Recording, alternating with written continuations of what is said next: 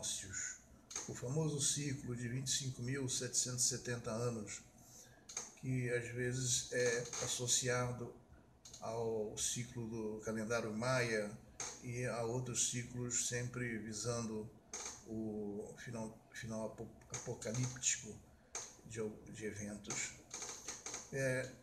Na realidade, o ciclo de precessão da Terra tem a ver com o seu movimento retrógrado de seu polo, quer dizer, no sentido contrário à rotação da Terra, que vai mudando de posição a cada ano, menos 52 segundos. Então, 52 segundos para fazer os 360 graus do círculo são 25.770 anos. É um cálculo simples. Isso significa que, no momento, nós estamos com a estrela polar no nosso polo geográfico. Daqui a 25.770 anos, estaremos novamente com a estrela polar no polo geográfico norte. Mas daqui a metade desse tempo, a nossa estrela de referência será Vega, que hoje está a noroeste do nosso céu de navegador no Atlântico. E isso foi verificado no início desse ciclo com base nos sumérios, nos tabletes de argila dos sumérios, nos escritos hieroglíficos dos egípcios e no calendário maia, e que o que ia acontecer de fato nesse 22 de dezembro de 2012, que todos vinculavam essa data a um apocalipse, na verdade o que estava acontecendo era o reinício de um ciclo desses de 25.770 anos. E qual era o evento? Eu tive o privilégio de assistir isso do convés do meu barco, na latitude 0 graus e longitude 45 graus oeste, às 6 horas da tarde desse reinício de ciclo. Então, a leste, exatamente a leste, a constelação de Órion surgia no horizonte. E era simplesmente isso, o reinício de um ciclo, mais nada.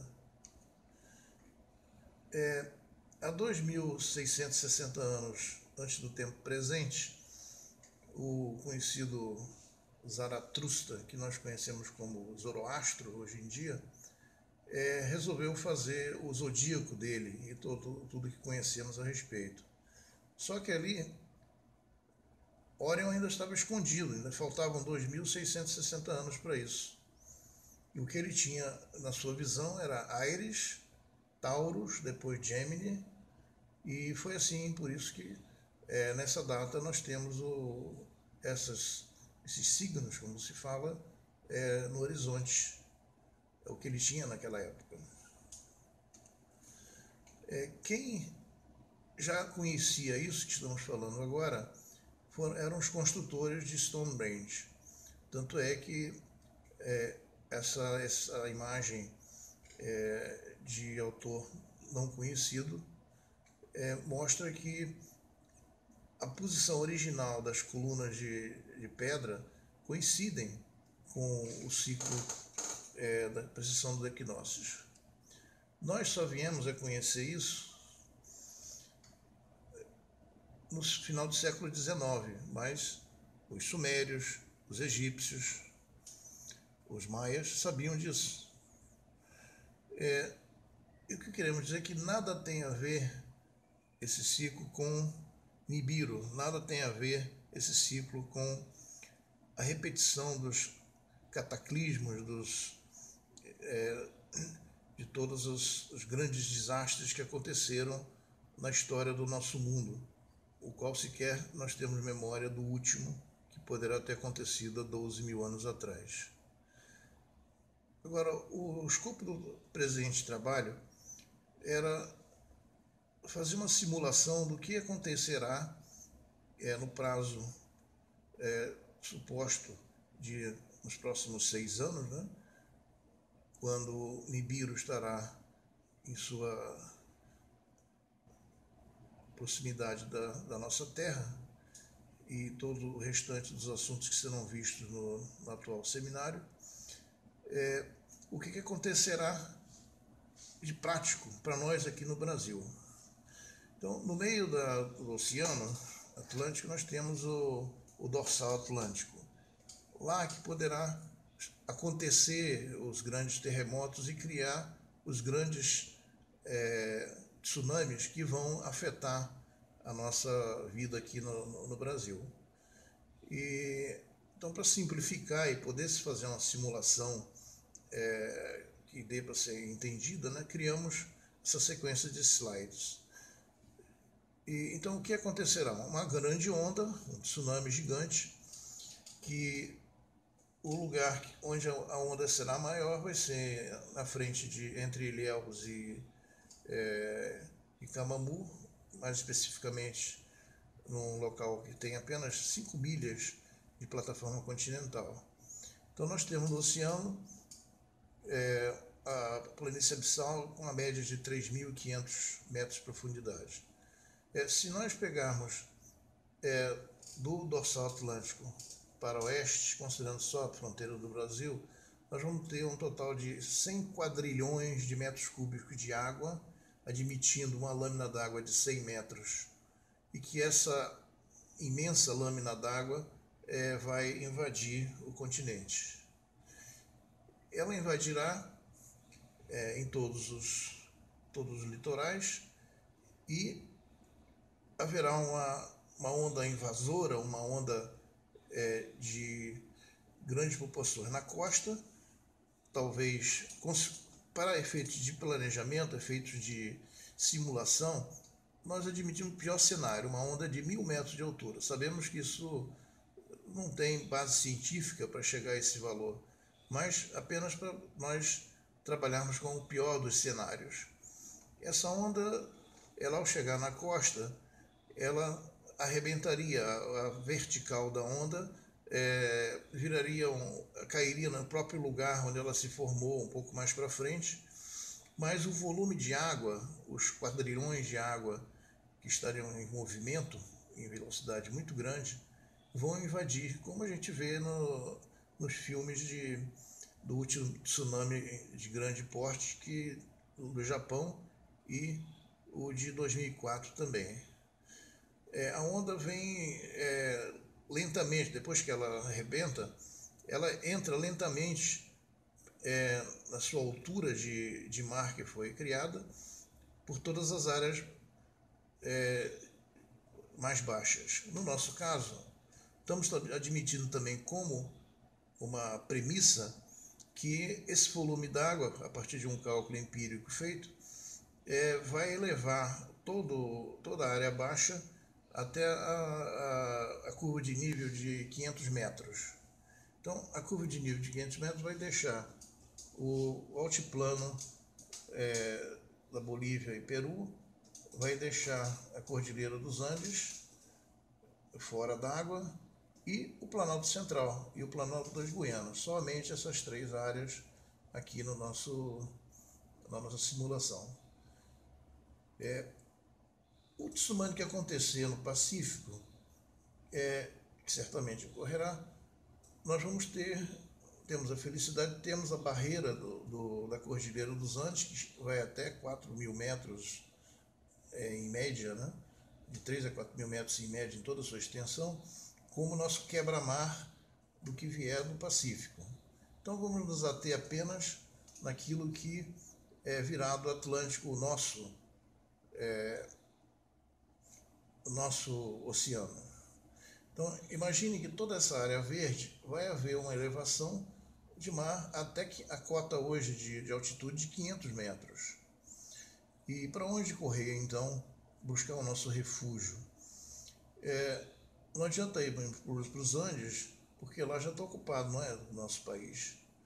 E quem sabe os habitantes que estão lá hoje sejam os que fugiram para lá 12.000 anos atrás. E por isso que sobreviveram, os 10% que sobreviveram. O Planalto das Guianas tem os tepuis, são pequenas chapadas muito abruptas e em cima com terreno irregular e pedregoso. Então, embora tenha lugares até 2.500 metros lá, até o pico da neblina, né?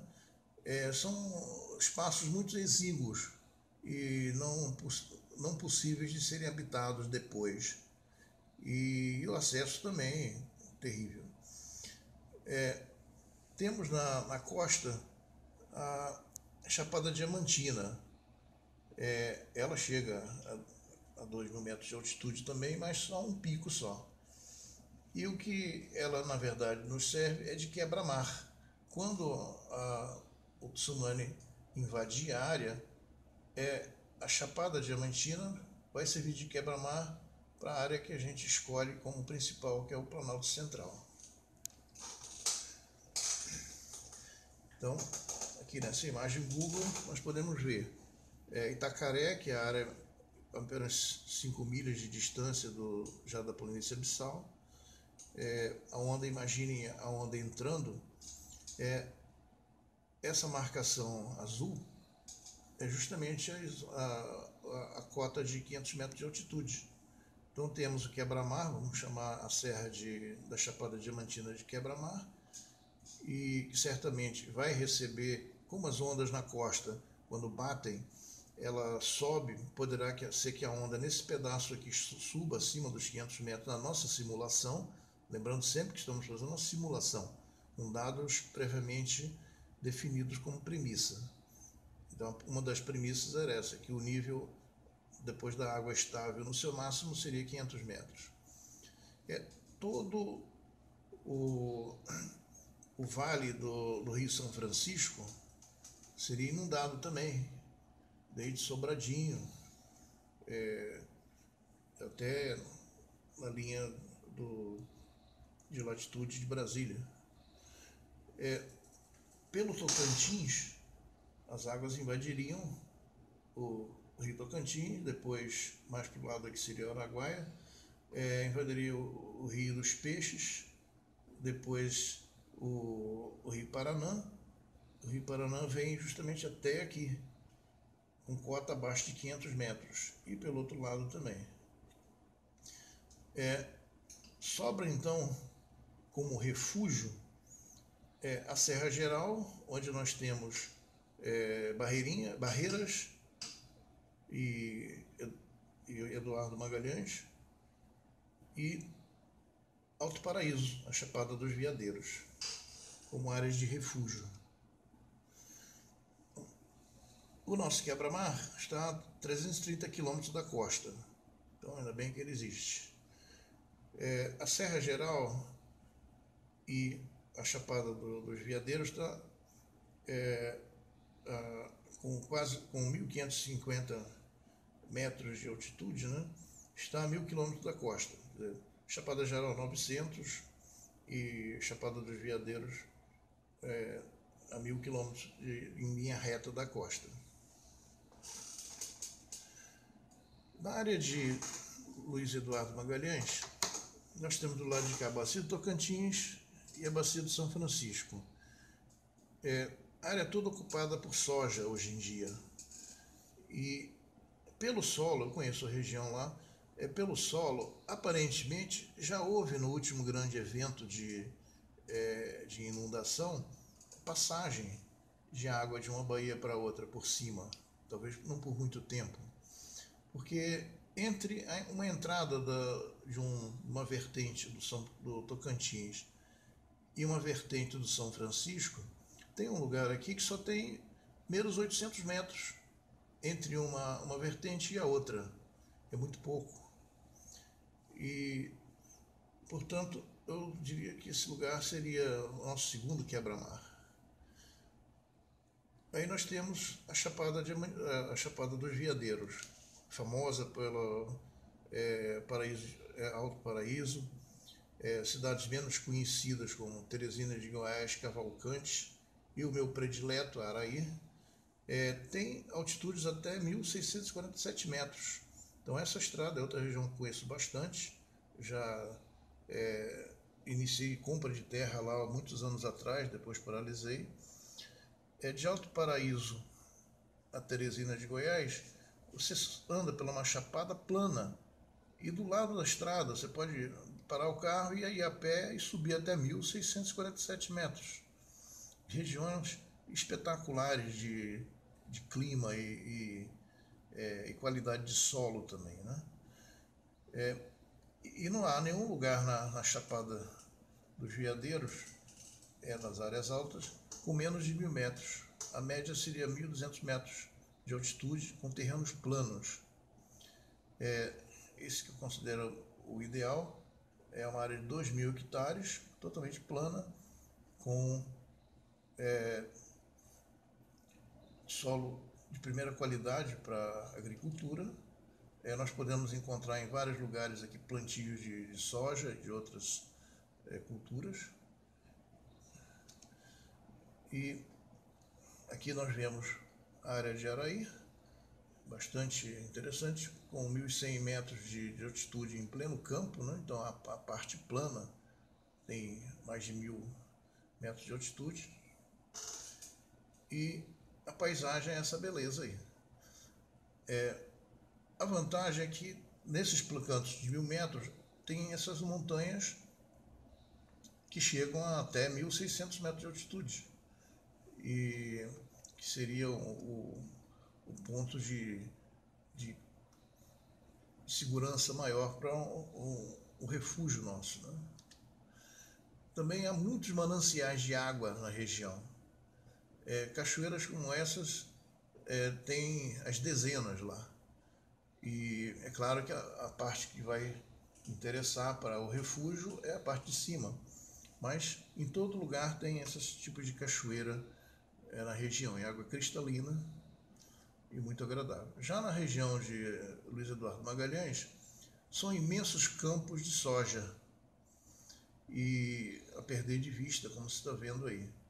Eu creio que essa área há risco dela ser inundada temporariamente, pelo menos por alguns dias, semanas, meses. Aqui é o nosso quebra-mar, a ponta, o Pico do Barbudo, justamente na Chapada Diamantina. Outra coisa que chama a atenção no nosso imenso Brasil, que eu trago aqui como anexo, né, é que na ponta de Goiás, na ponta de Mato Grosso, na pontinha, aquela famosa pontinha de Mato Grosso, existe um lugar com 300 metros de altitude, isso pode se ver no Google, quem quiser, onde em plena floresta há essas quadras aqui, ó, e com medidas e ângulos retos, né, e com um desnível de 60 metros entre, vamos dizer, a rua, entre aspas, né, e o topo do retângulo. Isso eu trago apenas para quem conhece o assunto poder pensar em para que isso, o que será isso daí. Eu não tenho a menor ideia, embora tenha opiniões a respeito. Gostaria de trazer só duas observações sobre um personagem conhecido de todos, Einstein. Na década de 50 perguntaram para Einstein como é que seria a Terceira Guerra Mundial.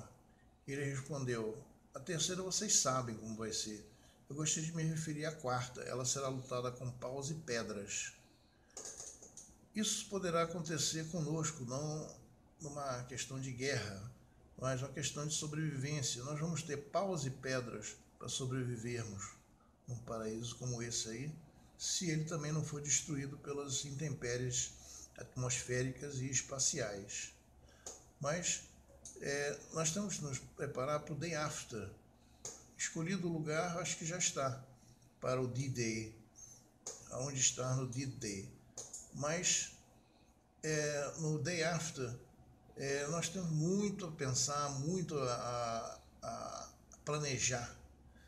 Por exemplo, a energia, falando de Einstein ainda, energia para ele é igual a mc ao quadrado. No nosso caso, vai ser E igual a ml ao quadrado, ao cubo. onde E seria energia, M seria muita e L seria lenha. Nós vamos ter muita lenha. Ao longo da isóbata da curva de nível de 500 metros atual, que será o que estamos considerando nessa simulação como o máximo da inundação, nós vamos ter uma quantidade gigantesca de madeira, de escombros de todo tipo, combustível. E é isso que vai ser o nosso combustível. Nós vamos usar lenha da destruição, assim como há provavelmente 12 mil anos atrás, também os nossos ancestrais sobreviventes usaram. E vamos ter que pensar nisso, no que fazer. Certamente irão vir intempéries atmosféricas e espaciais severíssimas. Então, nesse paraíso aí, vamos ter que construir casas de teto de pedra, estruturas de pedra, como a gente vê nas construções de 12 mil anos atrás. Talvez com a mesma intenção. As cavernas da Turquia, por exemplo, da Capadócia, que foram feitas justamente e provavelmente para um abrigo contra as intempéries atmosféricas e espaciais. Então, acredito que após o nosso atual seminário, vale a pena nós nos empenharmos em, primeiro, conhecer melhor o nosso refúgio, fazer as aquisições o quanto antes de terras e começar a estocar tudo aquilo que nós precisamos. Mas sempre tendo em mente que não adianta fazer um supermercado para levar, ele vai durar só alguns dias e nós vamos ficar muitos anos, décadas e centenas de anos sem nossa tecnologia. Talvez, novamente, 12 mil anos para começar novamente. Essa é a minha contribuição para o presente seminário e tenho toda o interesse de participar de mesas redondas e tudo mais que for programado para os próximos meses. Fico à sua disposição.